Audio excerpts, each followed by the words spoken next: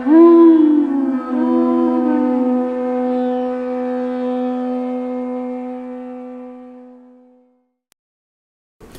Namo Bhagavate Vasudevaya. Om Namo Bhagavate Vasudevaya.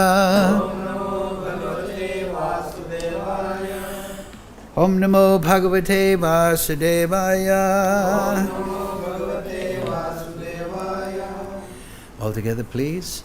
Om Jnana Timarandasya Ganandana Salakaya Chakshurun Militam Yena Tasmai Shri Gurave Namaha Shri Chaitanya Manobishtam Sthapitam Yena Bhutale Swayam Rupa Kadamayam Dadati Swapadantikam Vandeham Shri Guru Shri Yukta Padakamalang Shri Gurun Vaishnavamscha Shri Rupam Sagrajatam Sahagana Raganatam Vitam Tam Sajivam Sadvaitam Sadvadutam Prijana Sahitam Krishna Chaitanya Devam Shri Radha Krishna Padang Sahagana Lalita Shri Vishakam Vitamscha He Krishna Karuna Sindhu Dina Bandhu Jagatpate Gopesha Gopika Kanta Radha Kanta Namostute Tapcha Kanchana Gaurange Radhe Vrindavanishwari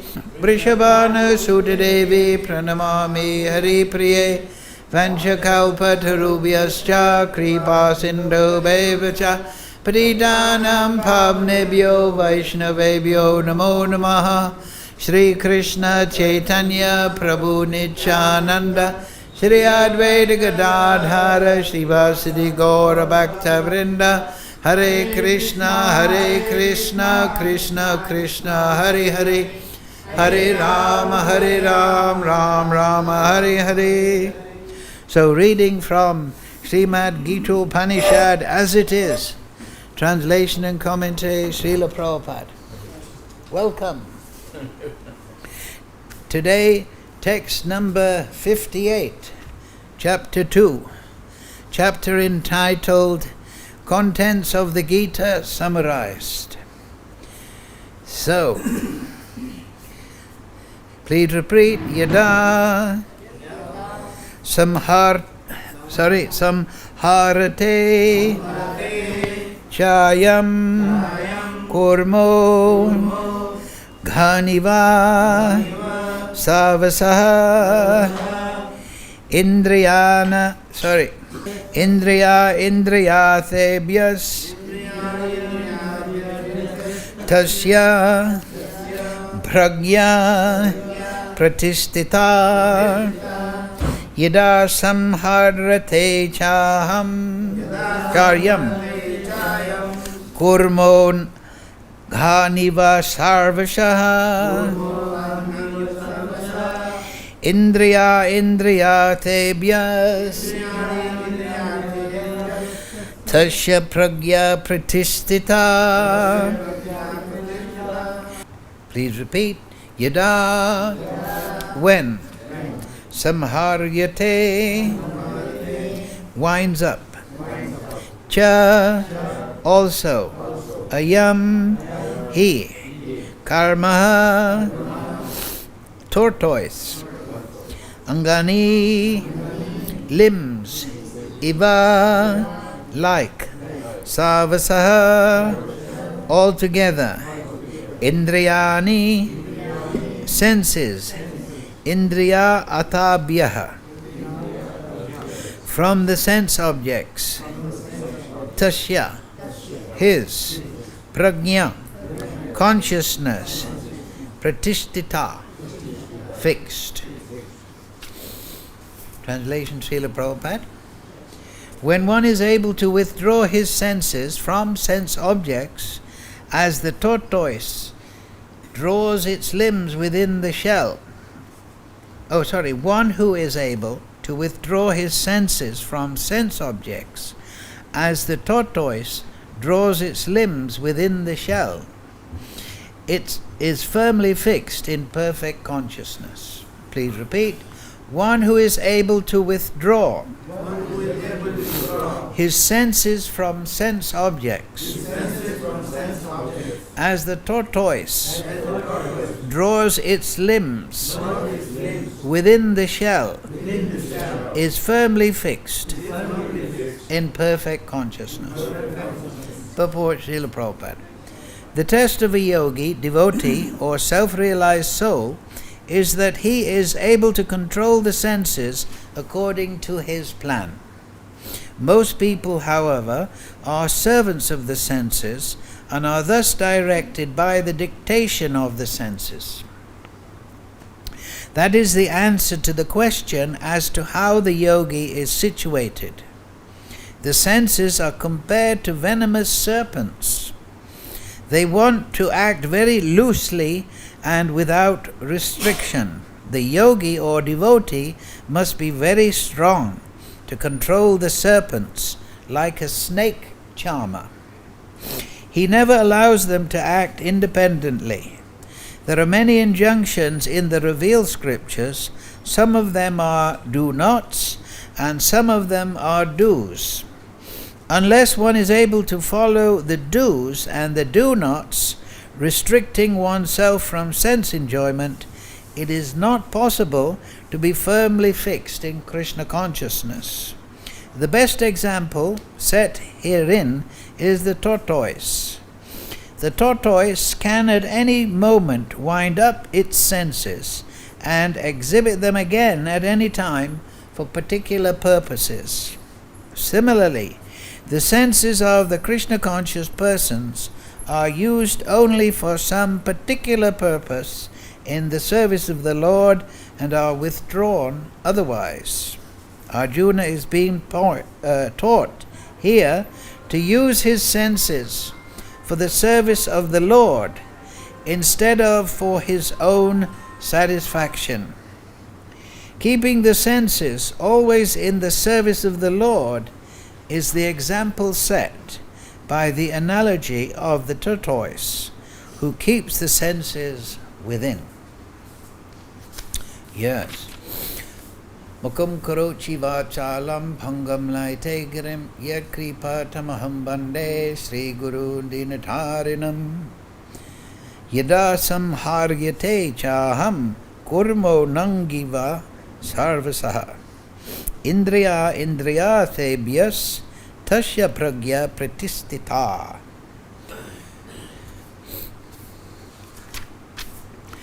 One who is able to withdraw his senses from sense objects, as the tortoise draws its limbs within the shell, is firmly fixed in perfect consciousness. Yes, so as Prabhupada points out here, the subject under discussion is how to be sthita pragya, fixed in perfect consciousness. If you remember, Arjuna was very upset at the beginning of the Gita. He was in lamentation, now I have to fight, I have to do this and that. He's exhibiting material consciousness. Just like Prabhupada in the beginning of the purport, he was saying there that in the material consciousness, people are servants of the senses. They may restrain them to a certain extent, but they have a saying, for example, in Japan. A man takes a drink, meaning alcoholic drink. The drink takes another drink, and then the drink takes the man. I told you that a couple of years ago. I said, you remember? Yes. So the sense object is the drink, and the sense servant is the man, right? So he's looking at the drink and he's thinking, I'll have a little, then I'll have a little more, and then the senses take him away. Same thing with the man who, in other parts here, it explains that any one of the senses upon which the mind focuses can carry away even the man of intelligence, an intelligent man, right? He might be a very learned Japanese man, and he may know alcohol is bad for you, bad for the liver and all that. I'm wasting my money. It's going to make me sick. I'm going to have a headache tomorrow. But the senses are demanding. So the example is there. Like snake, right? Snake is full of poison. So why is it poison? Because the materialists will say, oh, that's the aim of life. We have this body, Chanakapanit, no, not Chanakapanit, who's that Muni of Charvaka Muni? The person who proposing there is no next... Huh? Yeah, there's no next life, there's no God, there's nothing. So now beg, borrow and get ghee. Or steal. Because if you get ghee, then your senses will be strong and you can enjoy life. So don't worry if you're not playing by the rules. Beg, borrow or steal. Just enjoy. And then when you're dead, never mind. At least you had a good life. According to their estimation. But the thing is, even somebody who does overindulge in sense gratification, they become burnt out, unwell, sick, diabetic, whatever. And at the end of the life, they become bitter and frustrated. Why is that? That is easily answered for a person of spiritual knowledge, because they're not the body. Yantra Rudrani Mayaya. This body is a machine made of material energy within which the soul is situated. So the aim of human life is to become sthita prajna. That means situated in transcendental consciousness. So in the Vedas, Vedanta Sutra is explained there's 4 levels of consciousness that we experience. Susupti, that means deep sleep. When we sleep deeply, the mind is the consciousness is withdrawn within the soul. So we call that deep sleep. And if a soul doesn't get deep sleep, say he's kept awake for a long time, he goes a bit crazy. Because the material energy is very painful experience, actually. So the soul in deep sleep becomes refreshed. And it's called susupti. He's in an almost Brahman state. He's merged in his own self. Then above that is the state of swapna. Swapna means the dreaming state. That is the passionate state of existence. Susupti is clearly tamasic state of ignorance, inertia, no perception. But in dream state, passion is there, desire, concoction in the mind on the basis of desire, wants, reactions to life, they're active. And then waking state. That's the third distinct state of consciousness. That's called jagra. Like jagra means the world. When you're dreaming, you're not aware of the world. Or you're in susupti, deep sleep, you're not aware. But you're aware of the world, more or less, when you're awake. So that is compared to the mode of goodness. But then there is, in the Bhagavatam, particularly 29th chapter, Uddhava Gita of 11th canto, there's discussion of the state of Turiya, 4th state of consciousness. That means transcendental consciousness. So the aim of human life is to go from all this mixture that we experience within the material body and go to Turiya, and to become firmly fixed in it. And then, when the soul leaves the material body, he attains transcendence. And there he's not subject to this birth and death cycle in the material world. Charvaka Muni may not believe in it, but we take it on good advice from all the great sages, and so on and so forth. And we can understand we're the soul because we're the same person now as when we were small boy.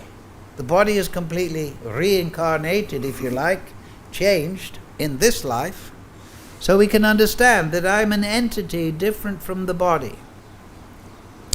So the special facility of human life is, and the special purpose of human life that distinguishes us from the animals, is that we are meant for this transition to Turiya.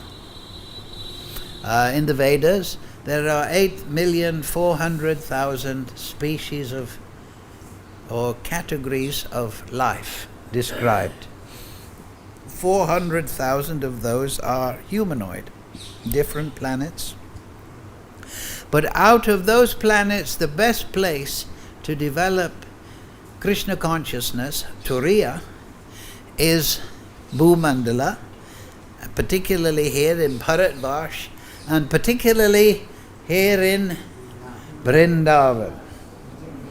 So if somebody lives in Vrindavan, there are 64 elements of devotional service, 5 of primary, given by Rupa Goswami. One of those 5 primary and most potent is to live in the Dham, Mathura Vasya. So if one lives in the Dham, he can very quickly attain spiritual consciousness. However, as Prabhupada points out, there are do's and don'ts. Now I think in this chapter, Krishna also points this out.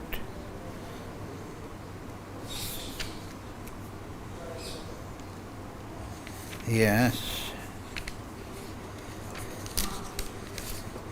Bhogasvarya Prashaktanam. I think it's 44. Yes, here it is, 44. Bhogasvarya Prashaktanam Taya Aprita Chetasam Vivas Atmika Buddhir Samado Na Vihidyate. Samado.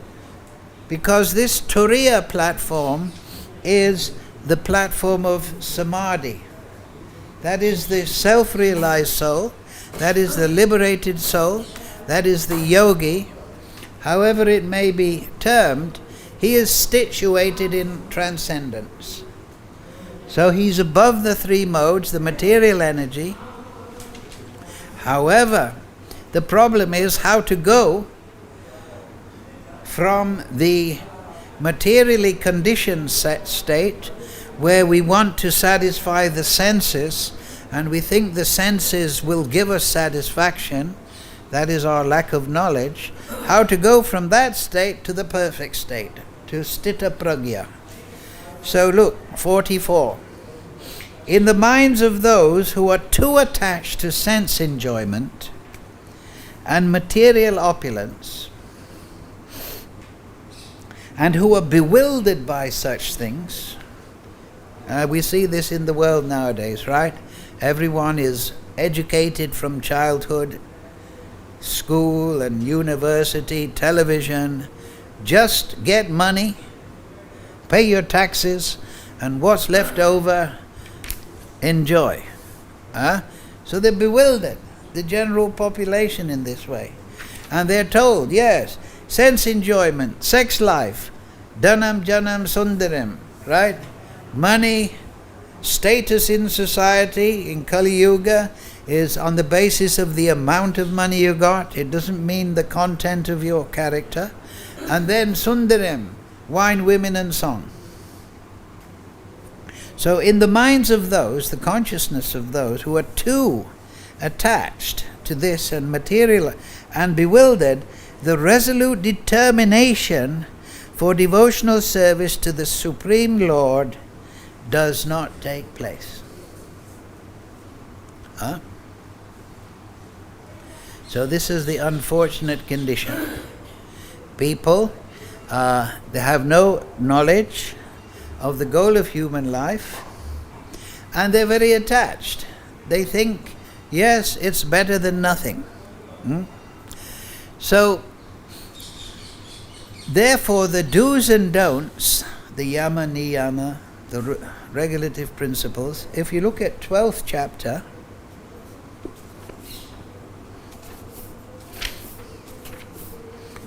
devotional service, Krishna sorts that all out. Yes. You see, text number 9, I'll read it for you. My dear Arjuna, O winner of wealth, if you cannot fix your mind upon me without deviation in devotion to Krishna, the Transcendental Supreme Lord, then follow the regulative principles of Bhakti Yoga. In this way, develop a desire to attain me. In this way, develop a desire to attain me. You see the verse before, just fix your mind upon me, the Supreme Personality of Godhead. Krishna is explaining.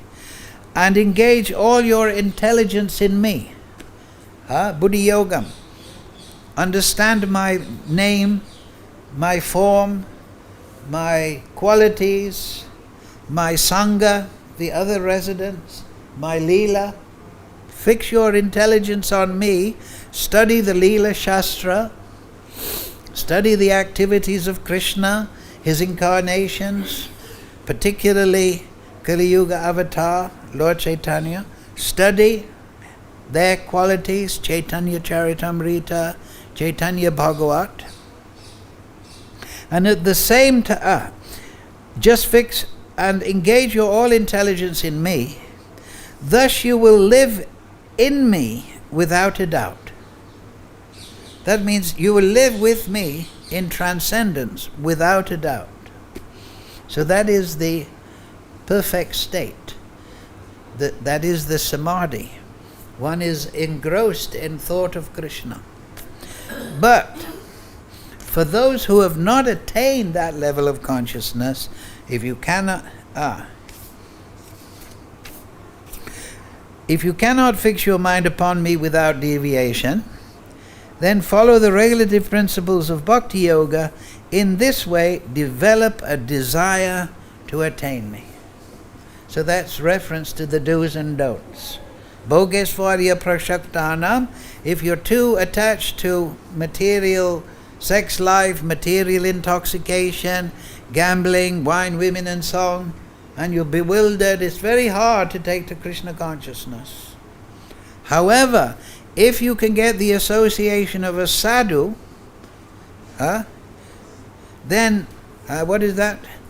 Sadhu Sangha Sava Shastra Hoy, Lavamata Sadhu Sangha Sava Siddhi Hoy.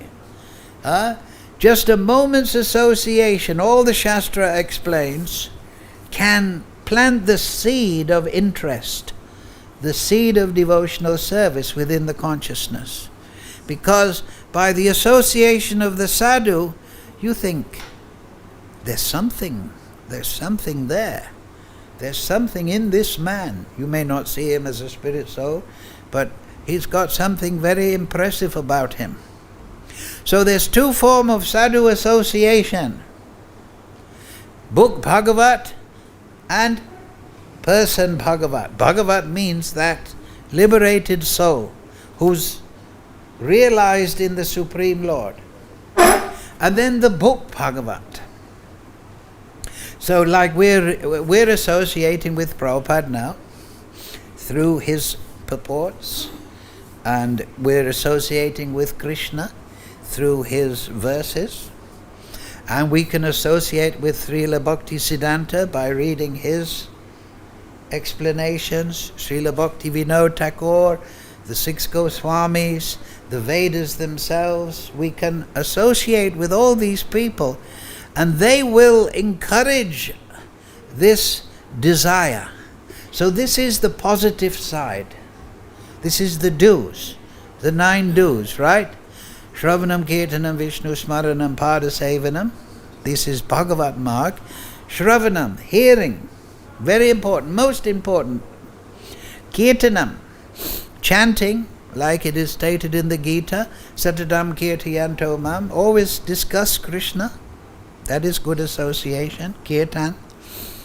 Then, Smaranam, just like at the beginning of the Bhagavatam, Narada Muni in his previous birth, he was serving the Bhaktivedantas, the person Bhagavats. And they inspired him in spiritual life, and they taught him, look, every morning and evening, whatever, even in the day if you can, just sit down and meditate on the form of Vishnu. You know the beginning of the Bhagavatam? So one day he was sitting down meditating, and Vishnu, instead of the Manasamurti, the deity of the mind, just like we have the Archamurti, so the sannyasi, the traveling person, he creates within his mind the Manasamurti and can serve Krishna. So one evening, to Narada Muni, the actual Supreme Lord manifest.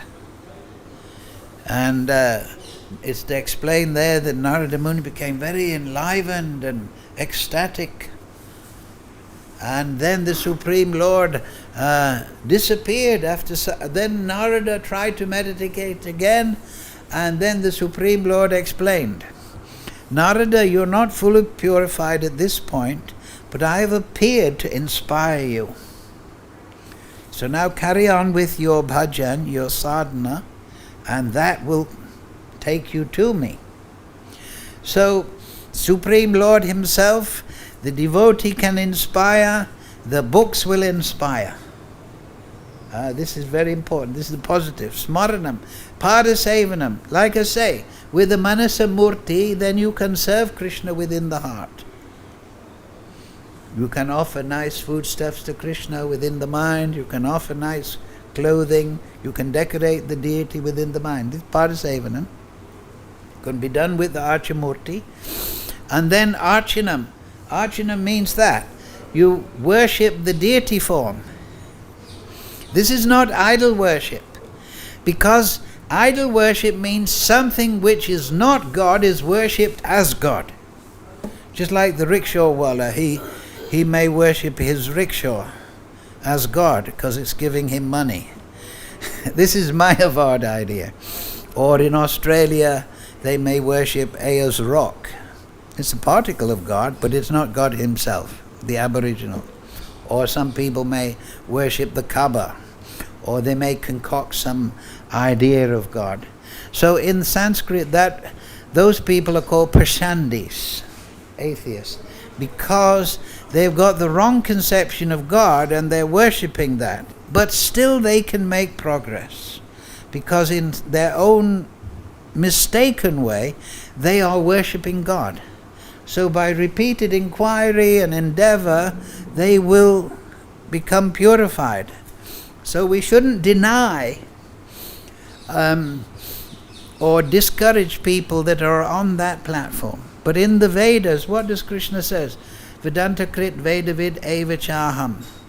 I am the compiler of the Vedas, I am the knower of the Veda, and by all the Vedas I am to be known.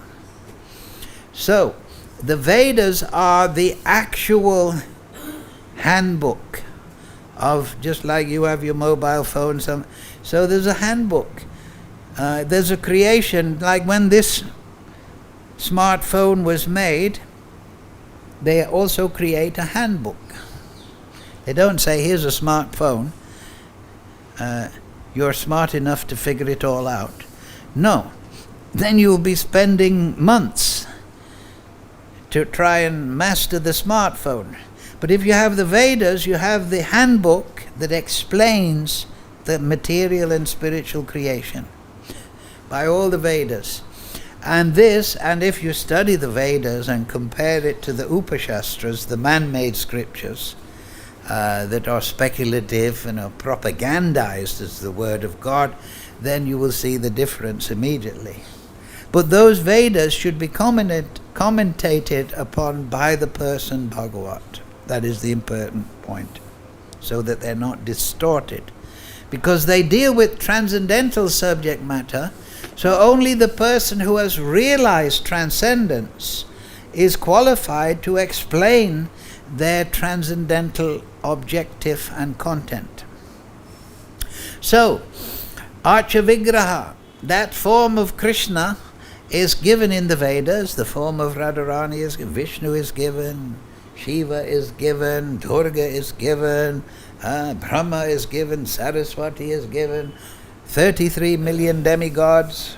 Sometimes they are regulating description of the lower planetary systems, the Rakshasas and the Yakshas and the Upadevas and the Gandharvas and the Siddhas. All is given in the Vedas.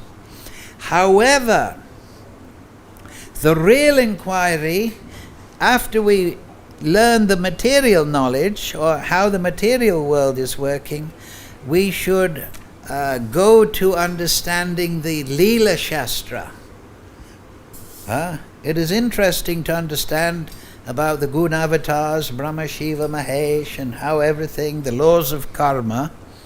But when we're liberated by that knowledge, then we should take to the Rasa Shastra, the Leela Shastra, and we should apply our intelligence to understanding the transcendental activities. This is very important, because Krishna says, Janma Kama Tame Divyam Evam Yo Viditatpataha. If you understand my birth and my Leela in truth, then you'll never take birth again in this world, but you'll come to me. The whole Bhagavad Gita is, if you understand this point, then you'll see the Gita, that Krishna is always saying, don't become bewildered by the flowery words of the Vedas, that's also here, but they mainly deal with the three modes. They're the handbook on the material world. But come to me, understand. Just like Krishna says in the Gita, Yad Yad Vibhutimat Sattvam Srimat Urjitam Evava. Just know that all beautiful and wonderful creation is coming from just a spark of my splendor. Sutri Manik Gana. Everything is resting upon me as pearls are strung upon a thread. This is the real string theory. The scientists, they have their string theory. They look at the material elements and they see how it's all working, but they see that it's resting upon something. What is tying together all those atom molecules and neutrinos and quarks? But they can't quite get it. Why? Because Krishna, he is that thread. Just like the thread is going through my neck beads, which broke the other day, but never mind. But so Krishna is threaded through the whole creation. Not in a line like a thread through neck beads, but he's threaded in and he is holding the whole creation. Everything is resting upon me. What is that word? Brahmano pratisthaham. He is threaded and he is controlling and maintaining through Paramatma. So this is spiritual knowledge. It's adhoksija. With your atom, with your nuclear reactor or telescope or microscope, whatever, you cannot get Krishna because he's adhokshaja. He's in transcendence. So how do you get to transcendence? What's the instrument for discovering Krishna directly? Yes, but I'm thinking that the instrument is what? Consciousness. It's consciousness. Through the material body, I can grasp the material world to some extent. But through the material, can I grasp Krishna? Well, I can grasp the Archa Vigraha. That is why the Archa Vigraha, the Murti form, is the incarnation of the Lord's mercy. But generally, to appreciate the Archa Vigraha, Archanam, you have to have pure consciousness.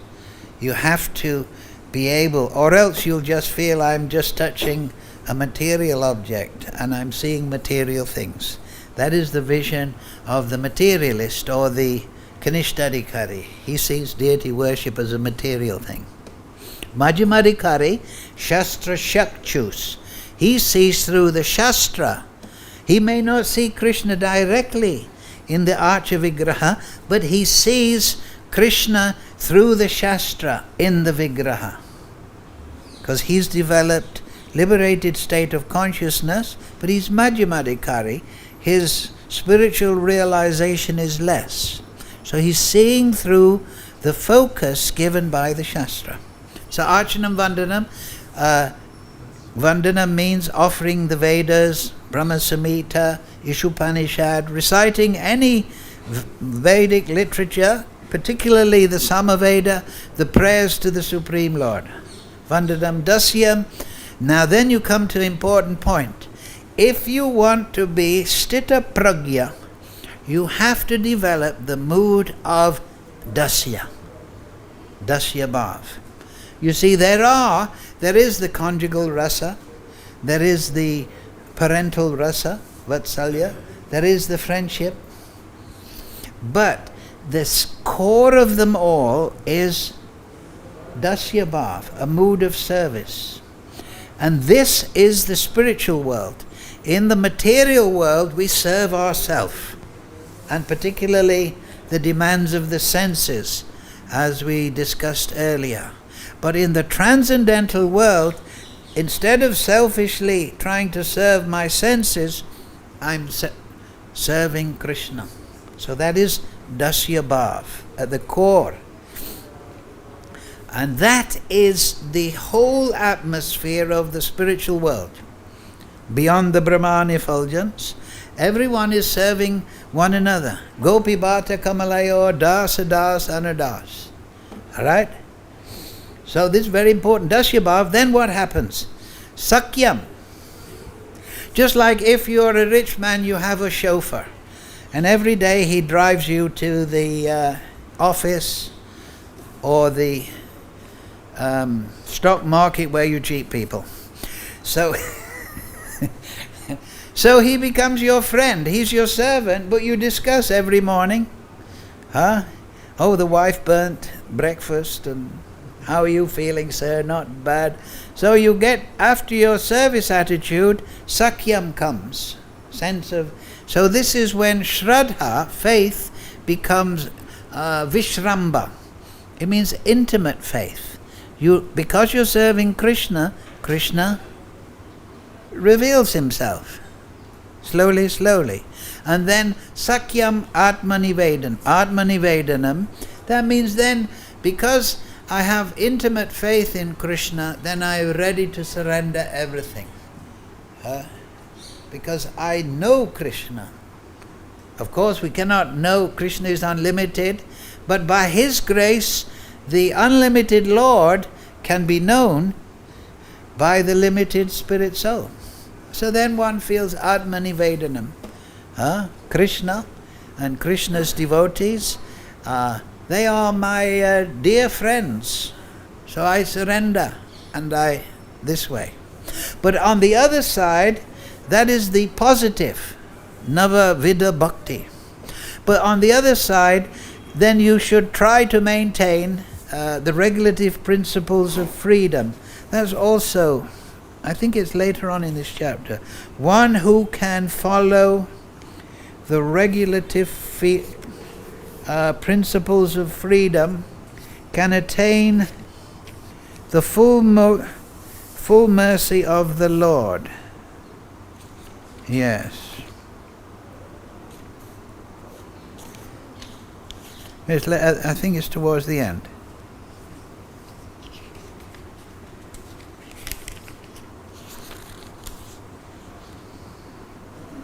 Yes, anyway.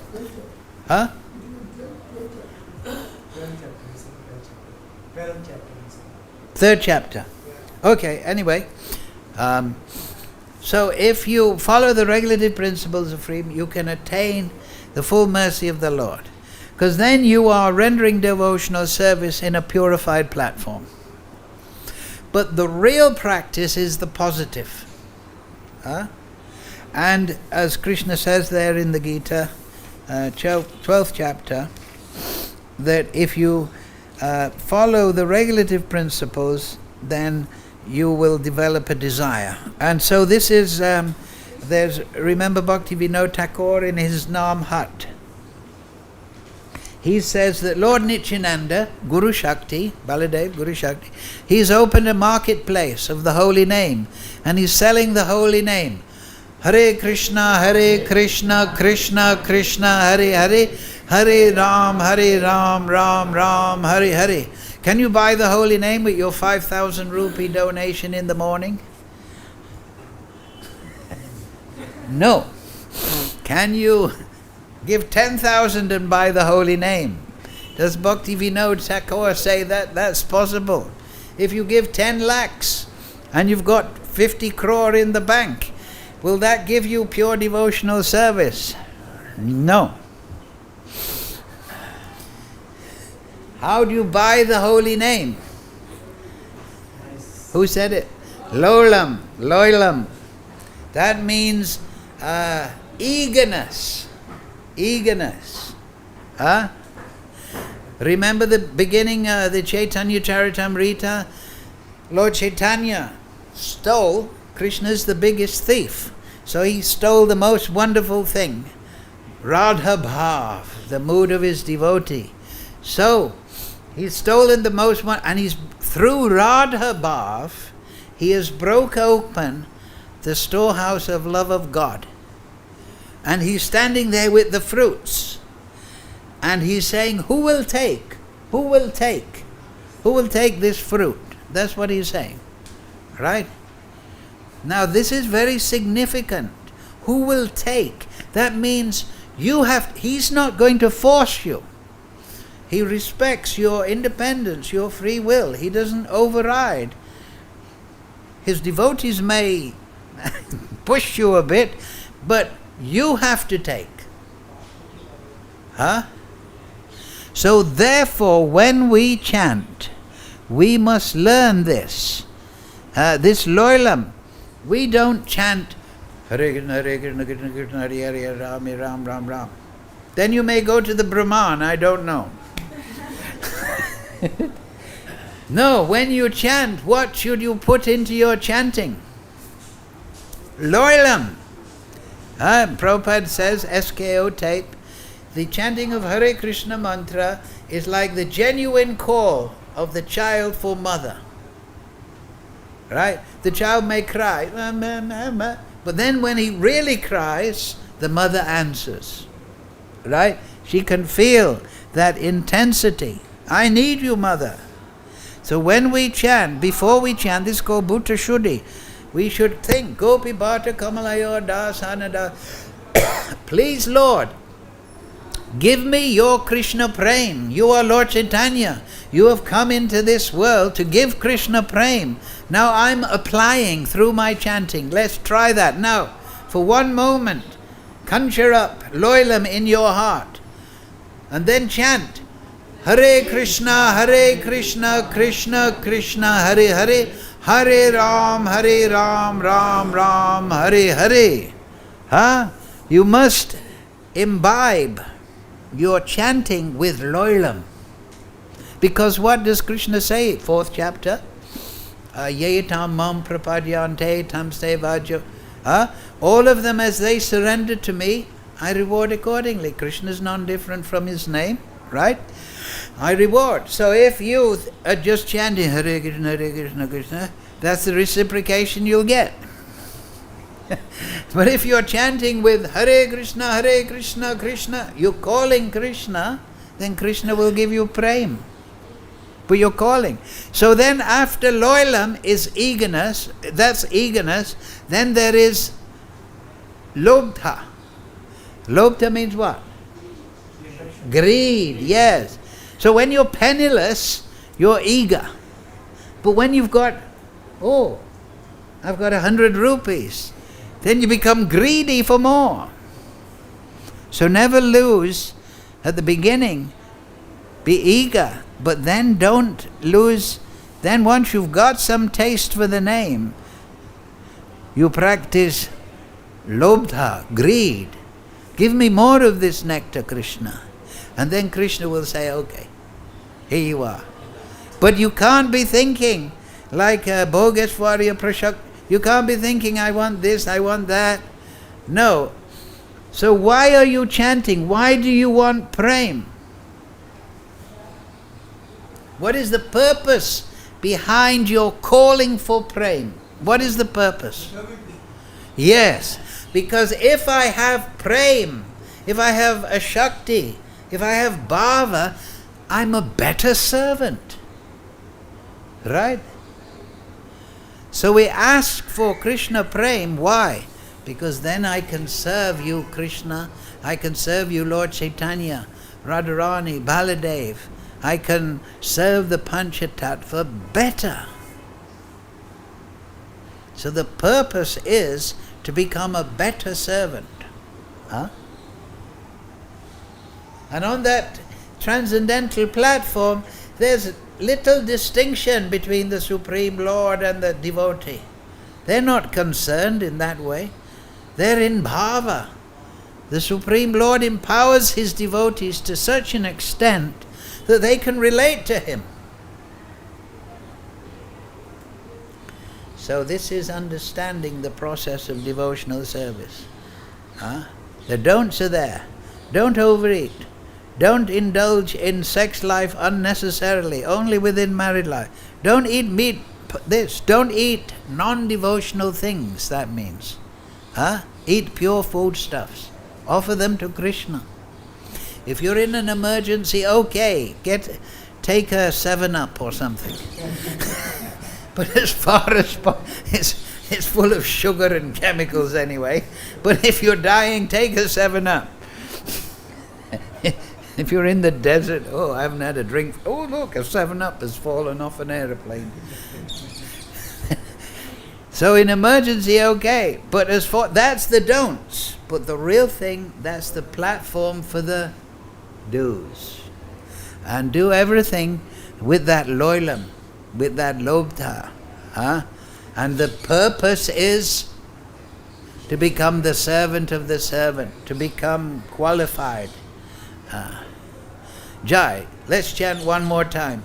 Hare Krishna, Krishna Krishna, Hare Hare, Hare Ram, Ram Ram, Hare Hare. Okay, thank you all very much. Any question?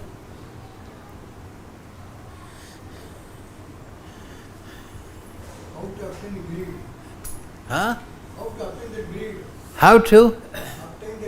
Yes, well, that's it. Lola means eager for something. Greed means I want more. So you should, when you're chanting, and if you chant in this mood, as a yajna, offering to Krishna, then you'll get a little nam ruchi. You see? But if you're chanting, thinking, oh, this is good for me, then you're still not in the seva bhav. You understand? You're trying to exploit the thing. So if you want the lobha, the greed, based on the taste, you must develop seva bhav. To spiritual master, to the shastra, to the sadhus, to the devotees, to the Supreme Lord and His expansions Himself. So then, but if you must follow the regulative principles nicely, because that's like driving with the brakes on. You know, it's going to slow you down. It's going to make problem. But if you can come to the point, find some position from which you can apply yourself in a steady way. Yeah, regulative principles doesn't just mean four regulative principles, but it means Vaidhi Bhakti. It means we get up, we go Mangalarti, we study the Shastra regularly. There's one verse in the Brahma Samhita, Pramanas tad sad acharais, tad abhyasya nirantaram, bodhayan atmanam mam param bhaktim ichyati. The highest devotion is attained by slow degrees, a constant endeavor for perfection, by three things. This is Krishna talking to Lord Brahma at the end of the 5th chapter. Pramana, that means the Shastra. the proof. You don't just chant and don't study. You must study the pramana, the Vedas. Pramana, tad sat acharas. Yes. Good behavior. Sad acharais. Sad means eternal behavior, means avoiding sinful activity. And then nirantaram, by constant endeavor. So one morning you may not be chanting very well, or one day or one evening, but then you keep regular practice. This is what Krishna says. And then you'll surely be successful. Just like if you want to learn guitar, are you going to be a master musician first time you pick it up? No, you practice every day, and then suddenly, or not suddenly, you slowly become better. But say you practice only on Saturday night, then you'll have to re-establish what you didn't do on Monday, Tuesday, Wednesday, Thursday, Friday. But if you practice every day, you get into the groove, and then slow degrees you become a better musician. You see? So it's like that. Steady practice. And Krishna says, slow degree. The highest devotion is attained by the method of constant endeavor, with the help of scriptural evidence, theistic conduct, and perseverance in practice. Then your lobta will increase, because you'll be getting some ruchi. But you should not be satisfied. You shouldn't think, oh, now I'm getting a little nectar in the name. You should be, oh, tomorrow I want more nectar. And why? What's the aim of all this? To be a better servant. Right? Just like you play guitar. Why do you want to become good? So you can play with other musicians. Right? But if you're tone deaf, you don't know how to hold a tune, can you play with other musicians? They're going to say, hey, wait a minute, hey, go back to your room and practice.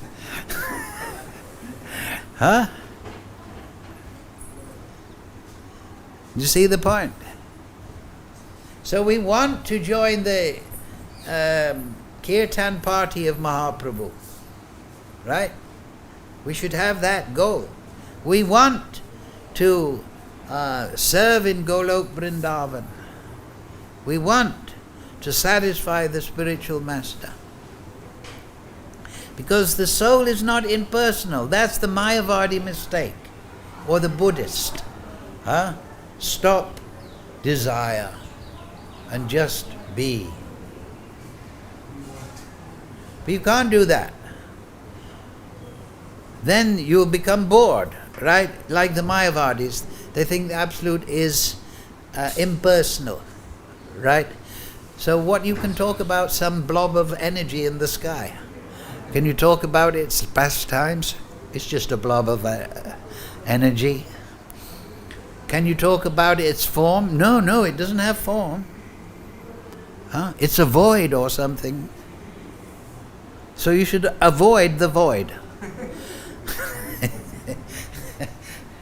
No, if the absolute truth is impersonal, how it can satisfy you?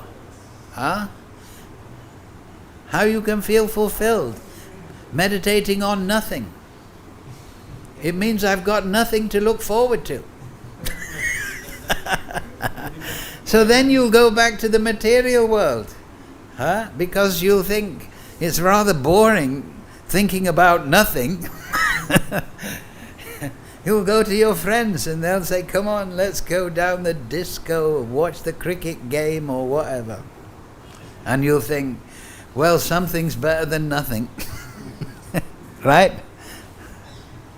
So you must develop a vision, pramana, not just how the three modes work and all that, but now when you've well attained understanding, this second chapter is called Sankhya Yoga.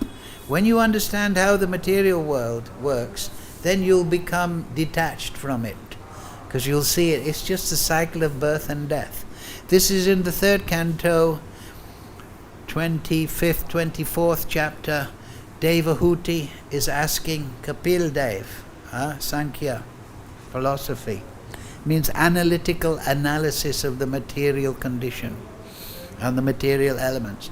So, if you, on that basis, you study 10th canto, and you study the Leela of Lord Chaitanya particularly, because the Leela of Lord Chaitanya is the Leela of mercy. So you'll find if you read Chaitanya Bhagavat, Chaitanya Charitamrita, then you'll find that this is very automatically ecstatic. Krishna is esoteric.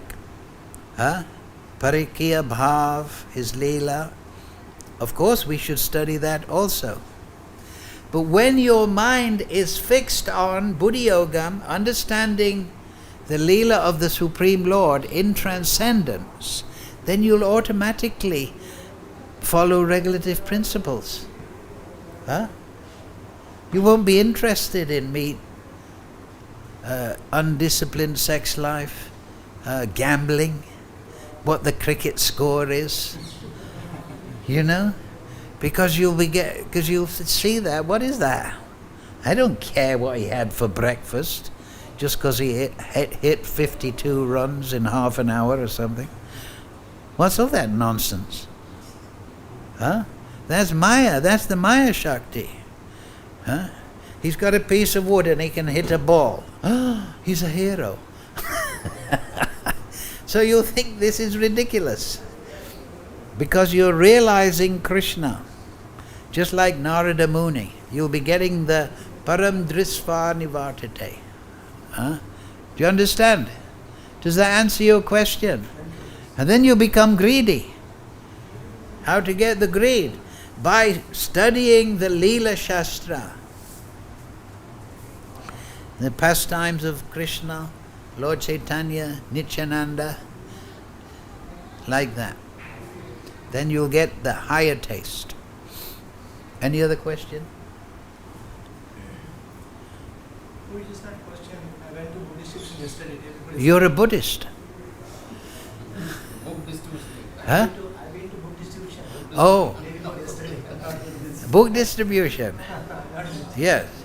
So I was doing this book distribution. I managed to distribute 4 or 5 books. But I went to office where I met a girl, young girl. She was driving a car. I mean, she might be office or something. I talked to her. I showed this book. She said, she looked at the book. Oh, I don't like this book. I don't like this book. Then I went to her and asked, what did you not like this book? She said, I don't like this purport of this book. The purple.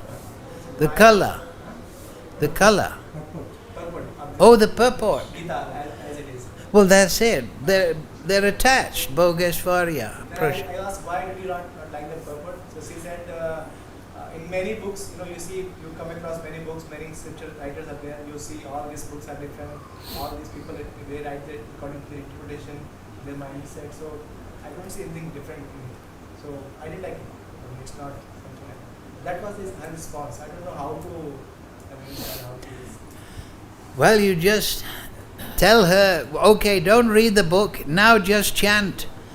Hare Krishna, Krishna Krishna, Hare Hare, Hare Ram, Ram Ram, Hare Hare. Now read the book. That is why we go chanting in the street, because in Kali Yuga, people are not very intelligent. They're dull. They're dull because of television and bad diet and chemicals in the food and all this rubbish. So they think, oh, it's a threat to my television watching. So therefore, by hearing the name, they get a little sukriti. They become cultivated. And just talking to them, you can talk to them, you can assess the person. Because they are in a position, they are in a, like you mentioning that you came from a different background. There's one thing you can say. You can say, look, this book will make you very happy. Make you very happy. Everybody wants to be happy, right? She doesn't want to go to Golok and become a perfect devotee. That's too much for her. You just say, look, if you read this book, I guarantee you'll be very happy. And if you read it and don't become happy, you can come back. I'll give you the money back.